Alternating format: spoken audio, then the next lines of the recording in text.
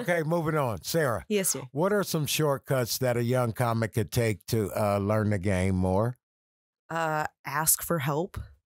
Like, ask. It doesn't hurt anybody to ask anybody to help you. Like, I was scared at first. So I didn't ask anybody. No. And yeah, I was like, no, I got this. It's me. I got this. But I didn't have it. But then I met. Like everyone else does this by themselves? Okay, me too. Yeah. That was for real it. I was like, all right, I'm a funny person, so I got this. Right. But it wasn't. Then I met Johnny and Chris, and they were like, all right, calm down. Kenny, what's some shortcuts people could take, a young comic could take to get up on the game a little quicker? Shortcuts. Study. Mm. Because I studied not just black comics.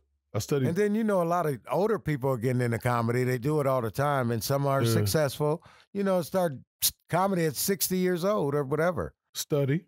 I'm talking about, because it's the art, the craft. Listen, there's body language, there's inflections in your voice, there's you know what I'm saying? There's so much that you can bring out of a joke if you know certain things. So I studied like Lucille Ball. You know what I'm saying? Man. One of the greats. Lucy, bro. Man. Catch me 4 o'clock in the morning with a bowl of cereal. I'm watching Lucy because she was crazy talented.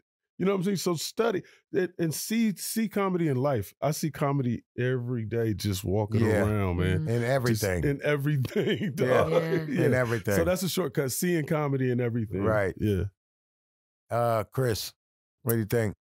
Shortcut for new comics? What's a shortcut, like what they can do to get up on the game a little quicker?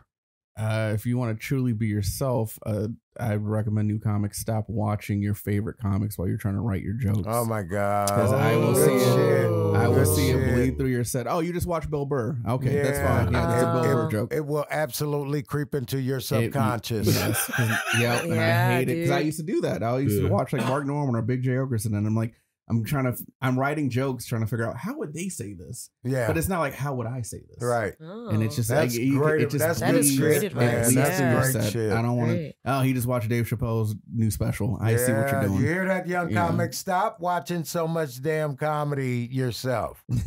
If you want to have a clear mind, don't watch a lot of stand-up. Well, unless you're watching it live. I don't want to say that, but learn to separate it. Local comedy. Unless it's live. And listen, go to every best thing I could do. Unless it's live. Go to every show in the town. Go because watch guess what? Headlining. The live is not going to be, your writing going to be better than some of the live you're going to hear. You know what I mean? Yep. So you're not listening to the best of the best of the best all the time. Yep. And go watch every show you can. Go out to the Funny Bone. Go show your face. Go show the club you're interested in working there. That's the best advice I can give you. They will start to pay attention to that. That you like what you're doing. Start asking for spots. You see me here. Can I host? You saw me at the showcase. Well, that's the best advice I can give for you. That was great advice. Thanks. I'm actually going to push Go back ahead. on that. Go ahead, Johnny. Oh, Here's great. the thing. I'm gonna agree with Sarah in the sense that ask is like it's a big thing with new comics. Is like, how do I get in the show? You got to ask. How do I get funnier? You got to ask. You got to talk. You got to involve yourself. But I don't expect for people to approach you and come to you. Right. Because I'm the type of person, if I see somebody like, for example, Sarah, I saw when she went up there. I saw she took it serious. She really wanted to be funnier. So I felt comfortable approaching her that way. There's some comics who go up there and you're like, all right, they were dared to go up here or something. I'm not bothered. But my thing is all standoffish and shit. I think that personally, I got into this whole thing because I love comedy. I love stand-up comedy. We all do. Yeah. And I think a lot of comics, and this is just my personal opinion, a lot of comics, when they start doing comedy, they stop watching comedy for that exact reason. They don't want to get influenced. I didn't say don't be inspired. No. I'm saying you don't want it to infiltrate your mind and you start writing like them or something like that. My personal opinion is I like to watch all the stand-ups that I like and enjoy. Even Netflix specials, YouTube specials, going out live and seeing them, all that, because you know, I don't necessarily get inspired to write like them or be like them. I just get inspired by that fervor and that energy that they bring. And it makes me want to write. It makes me want to do stand-up. I think that Chris was saying, like, don't watch them while you're writing, not don't watch them. You can still watch and enjoy comedy. I'm just saying, we've been at Mike's like, he just saw Shane Gillis. He's trying to be edgy and push the agenda. What I mean? Those are weak-minded people. Yeah, well, somehow you beat the category, I guess. But good. I don't know. Because I've seen, no one else has your style, but you figured it out. But a lot of new comics get hung up on watching. Obviously you start because you saw someone that inspired you, and then it's bleeding into your set. Kenny, you want to jump in? Don't be afraid to not be liked. Yeah. Yes. Yeah. How about that? Mm-hmm. You know what I mean? Like this is me. God damn it, this is me. Everybody doesn't like Kenny Jackson, but guess what? Kenny Jackson knows that. It's like, listen, everybody's not gonna like you, man. I exude a certain vibration that keeps you the fuck away from me. I come with nothing but love, but everybody don't like me. That's right. That's right. I don't know why. I don't disrespect nobody. And I didn't heard about people not liking me that I liked. Oh my God. I didn't even know he didn't like me. Oh my God. I didn't even know she didn't like me. Now I know what LeBron's going through. You know what I mean? Like, damn, he ain't done nothing to nobody. Nothing to nobody. These guys act like LeBron beat him up in 5th grade or something. Right. Like they holding something against them. Exemplary, dead ass. Oh my God. Sarah, what would your TV show be about? Oh God. You had a TV show that came to you. Uh-huh. And they said, Sarah, we're doing a TV show about you. And what is it going to be about? Your life, or what is it going to do? What is it? Where's it going to go? It's going to be about me growing up in West Virginia, for sure. And like, it's got to be about that. Oh, no, for sure. And like, got to be, yeah. During 9/11 as well. That whole kit and caboodle. Because like, there is like, now I see so much comedy. Yes, 100%. I see so much comedy and stuff in it now that it would just be a comedy show. And like, because like furniture on the front porch and washers and I grew up in a double wide, not in a trailer park. All right, there's a difference. Yeah, a little bit. It's a bay window on a double wide. We didn't have a bay window. You didn't? No, we had a morning room. You got a full stove though. You know what we did? We did have a full stove. Not the half stove. Not the half a stove. No. That full stove. Full stove. You gotta make half a pancakes on that half a stove. I mean, you might as well. But half a thing. Y'all can eat half at a time. You're gonna come in here and eat on shifts. Johnny, TV show. It's gonna be about what? They come say, Johnny, we want to do a TV show. It could be about your life. It could be about, what's it going to be about? Your drag. I've got ideas. I'm currently in the process of writing a thing right now, actually. But I'd say. What is it? I can't do that. Can't reveal too much. Yeah, you're right. Come on. People steal your ideas. I mean, it's okay. I've got some ideas that I'm not going to put out. Hey, listen, man. You know what I mean? My thing is this, like, there's enough room for everybody. If somebody wants to steal it, they could do it better than me. Do it. You know what I'm saying? It's like, sure. If I play basketball, because I see LeBron playing basketball, it don't mean LeBron is any less good at basketball. You're right. No doubt about it. But that's good shit. That's good shit. But my show will probably be about just like the open mic circuit, man. I think there's so much funny shit that just happens in the open mic circuit. It does. I've got stories for days. In my 30 years of stand-up, I'm sure I've got stories for days. Never just kill you. Yeah, and one of the great things too is like, what I like too is with the open mic circuit is when you get a bunch of comedians that do the same thing and you get them in a thing that's not comedy. Like right. A setting that's not comedy. Bro, me and my boys, we do a cabin trip every year for Christmas. And when we get together, just like not doing a mic, it is the funniest shit in the entire world. Like I went to a funeral with a comedian one time for his grandma, and that was the funniest funeral. Oh my God! Life, oh my God! You get us together, a funny bro? funeral. Oh my God! I've been to several. Kenny, I did TV show. I did a repass. TV show. What's it gonna be about? Man, I ain't gonna tell you all my good ideas, but anyway, I got. It would be like roughly. No, I got it. Are y'all ready? Okay, so it's about a comedian who is secretly a hitman, and in the towns that he's booked to do shows in, that's where he got hits that he contracts. Wow, how about it's that? Called Killer Comic. But he falls in love with comedy and doesn't want to do hits anymore. How about that? I mean, I could play that person. Damn, Netflix gonna steal that. That's what I said. I didn't want to say nothing. Though. It's already kind of a thing. It's kind of a thing with Barry. He's an actor. He's an actor though. Yeah, he quits doing his. Sort of. So Yeah, there's like an app where he can the book, same vein. Yeah, but there's like an app where he can book the hits. Where like they well, Chris, go ahead. It's very modern. Take it from there. Same question. If I had a TV show, my TV show would be about obviously about stand up, but it'd be like, from my perspective, because I had 2 kids while I started doing stand up. In the store in the black community, that's what it would be about.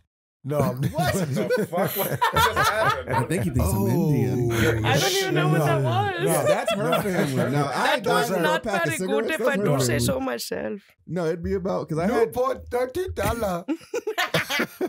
New York. Newport's be $30. No, go ahead, Chris. My show would be about, like, from my perspective, because I had 2 kids when I started stand up, and I already had a girl. My bless her heart, she stuck with me, but like.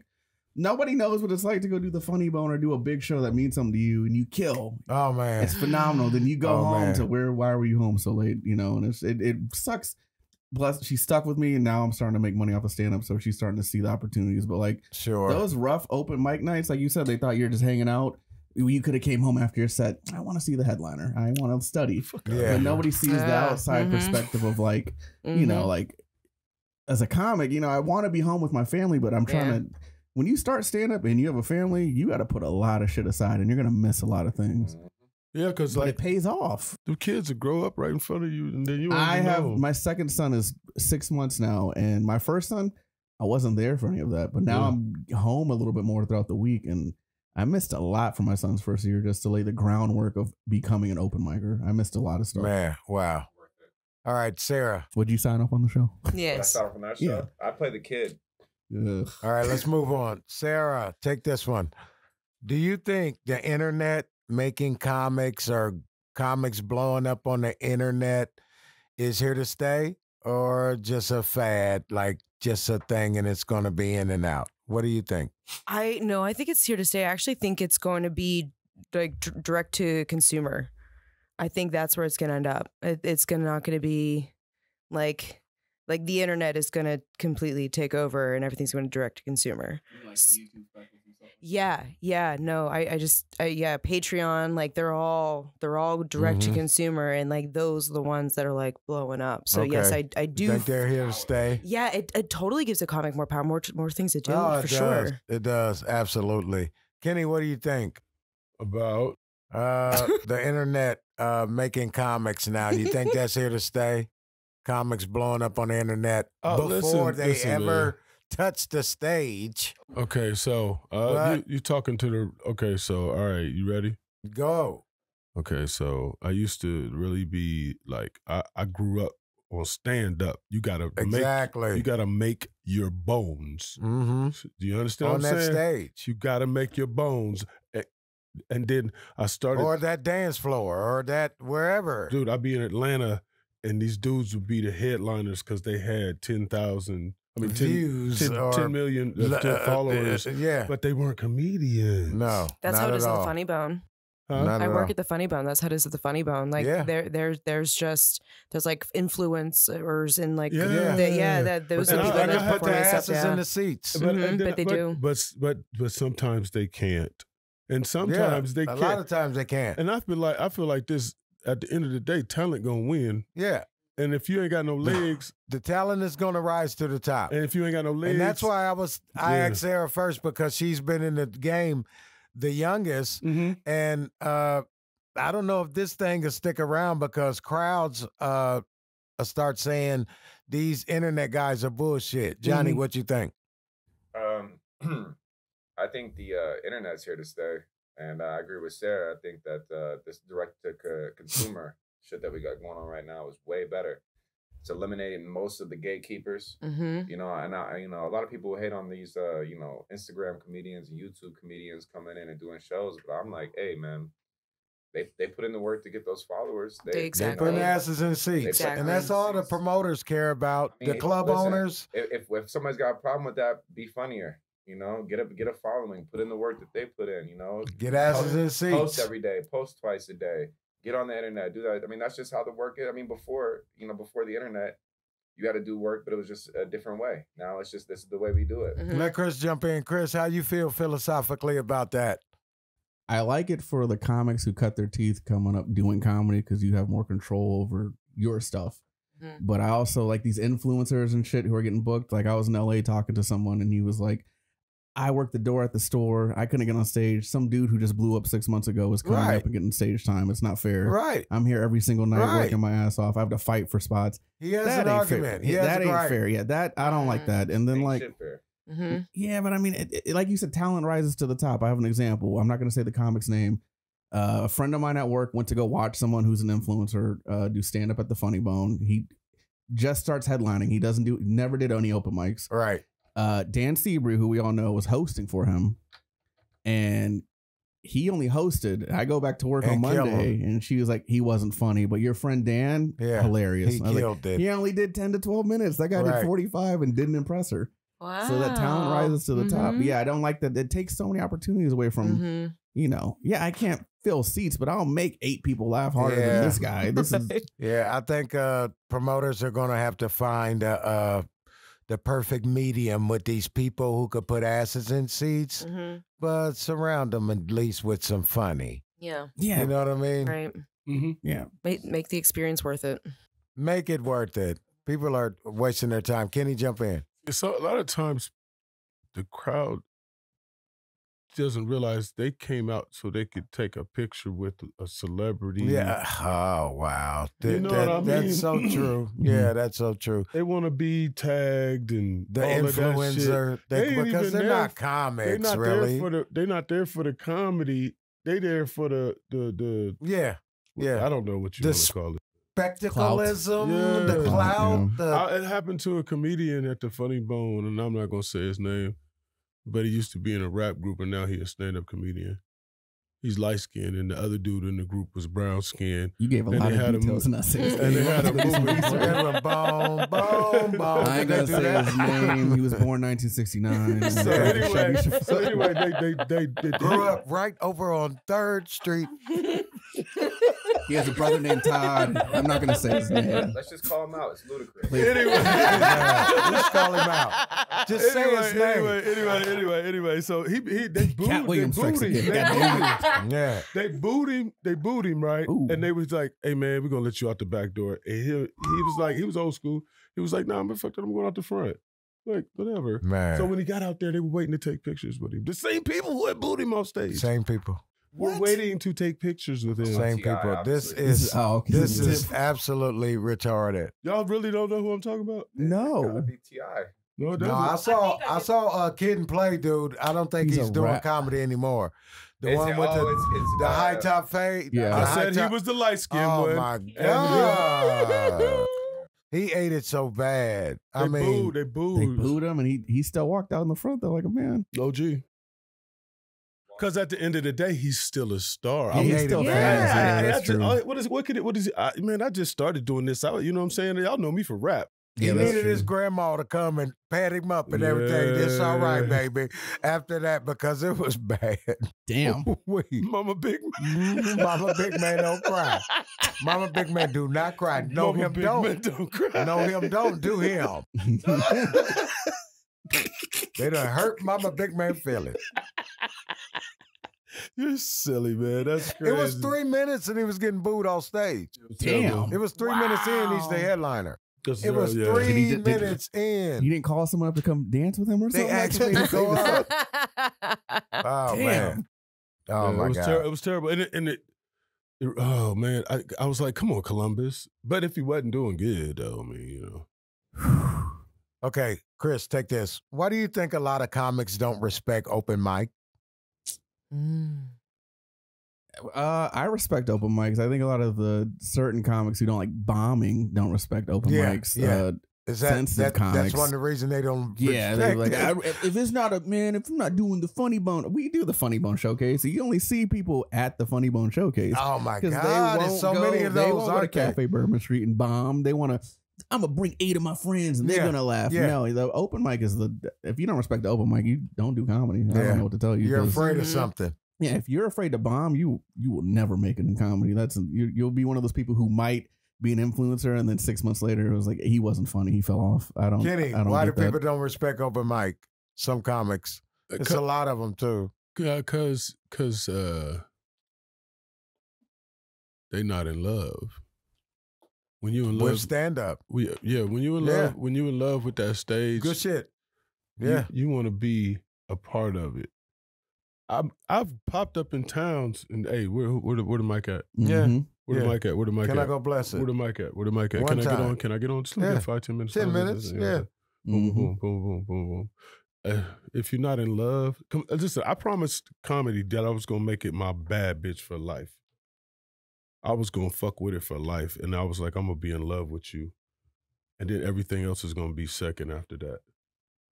And I've treated comedy like that. Like comedy was my main bitch. You know what I'm saying? Like for real. And sometimes it's been to my detriment because relationships in the other world suffered. You know what I mean? I've been married twice. Married twice. You know what I'm saying? Right.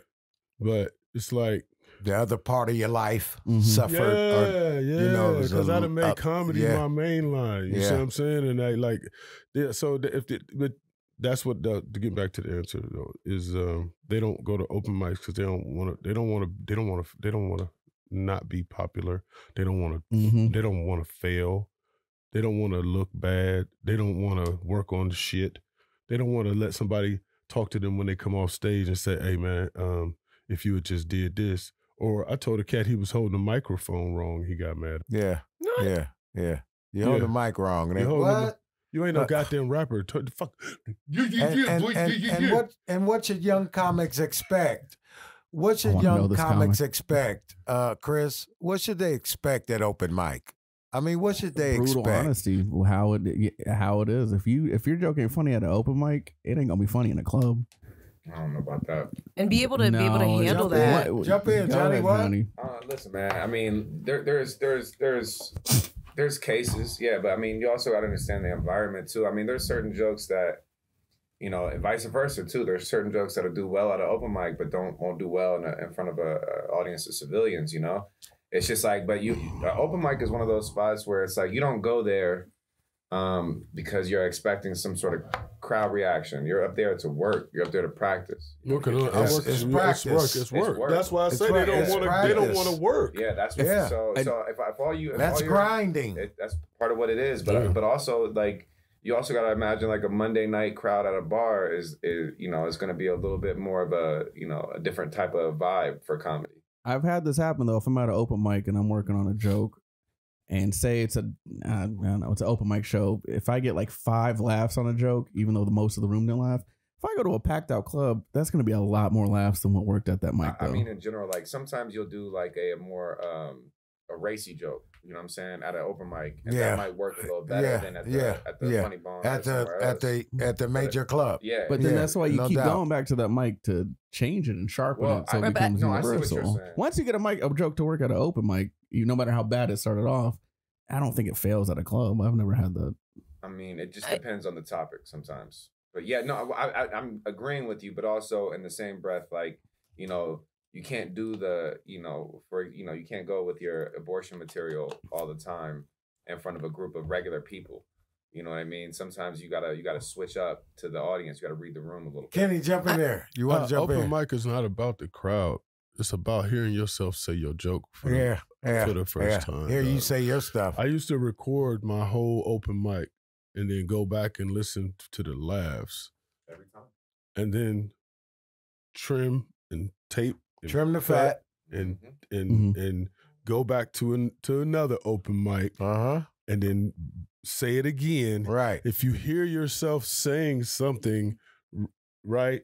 That's why when you rehearse aloud. Right. You don't just rehearse your comedy like you're reading a book. Yeah. You rehearse aloud. You want your brain, say it aloud. When your brain hears you say it several times, you'll get the cadence and how to say it and when to stop and take a breath. If they're laughing, you'll automatically cut off and everything because your brain automatically do it because it heard you say it so many times aloud. Muscle memory. Even watching yourself, you'll see your mannerisms or how you were beating on the wall when you told the joke. Or how Going back to what you said about the advice for new comics, that's important. Record every single set. Oh man, that you can and play it back. And it hurts to watch it. It hurts to watch it, but it's the best homework. It is. It's the best homework. It might hurt your feelings. The open mic is you get 5 minutes at an open mic, but it's about the hours you put in afterwards. There you go. Watching it. That's why the coaches make you critiquing yourself. That's why you play football. The coach makes you watch the play you messed up on. Fix this. Oh, without a doubt. Yeah. Sarah, take this one. When and where were you when you decided stand up is what I'm fucking gonna do? I thought he was about to say, when and where were you during 9/11? And I was like, that's racist, but go ahead. I was in 6th grade geography class. No. Were you? Yeah, were you though? I cannot say. I recently started watching The Marvelous Mrs. Maisel on Amazon Prime.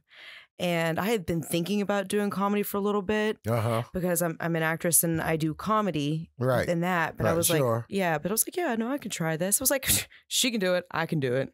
So it was very humbling to go up there and to be like, no, this is work. This is work. Yeah, but it's work I love. So that was like the pull towards it. Yeah. And like my purpose in this life is to help people heal through laughter and gratitude. And I can't do that if I'm like sitting on my ass not doing anything. Right. You know what I mean? Right. No doubt. Good shit. Yeah. Kenny Jackson, where were you? When was it that you decided I'm gonna be a comedian? This is what I'm gonna do. When did the light bulb go off and the epiphany, when you had the epiphany about being so I was in stand-up LA, comic? I was in LA trying to be an actor. I was going to be on a soap opera. I didn't give a damn. I was going to be an actor, right?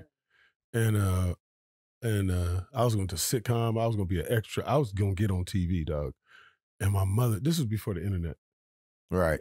And my mother found out I was in LA and she called. I was staying with some second cousins and she's like, "What are you doing out there?" And I was like, "I'm trying to be on TV." She was like, "Well, have you done any stand-up?"